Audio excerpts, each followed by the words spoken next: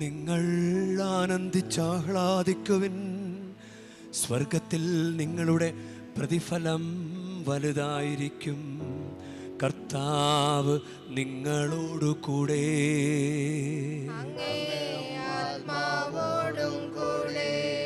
മത്തായിയുടെ വിശുദ്ധ സുവിശേഷത്തിൽ നിന്നുള്ള വായന.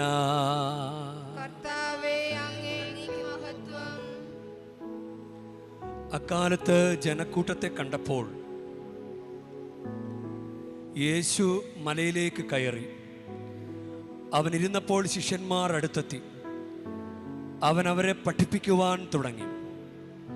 ആത്മാവിൽ ദരിദ്രരായവർ ഭാഗ്യവാന്മാർ, സ്വർഗരാജ്യം അവരുടേതാണ്. വിലപിക്കുന്നവർ ഭാഗ്യവാന്മാർ, അവർ ആശ്വസിപ്പിക്കപ്പെടും. ശാന്തശീലർ ഭാഗ്യവാന്മാർ, അവർ ഭൂമി അവകാശമാക്കും. നീതിക്ക് വേണ്ടി വിശക്കുകയും ദാഹിക്കുകയും ചെയ്യുന്നവർ ഭാഗ്യവാന്മാർ, അവർക്ക് സംതൃപ്തി ലഭിക്കും.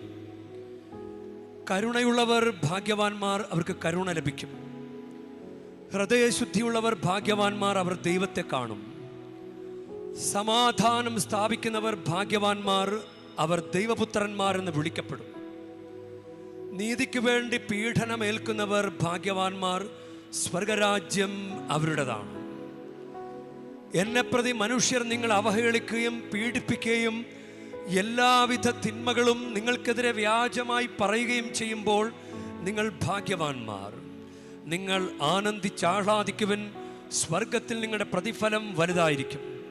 നിങ്ങൾക്ക് മുൻപുണ്ടായിരുന്ന പ്രവാചകന്മാരെയും അവർ ഇപ്രകാരം പീഡിപ്പിച്ചിട്ടുണ്ട്. കർത്താവിൻ്റെ സുവിശേഷം.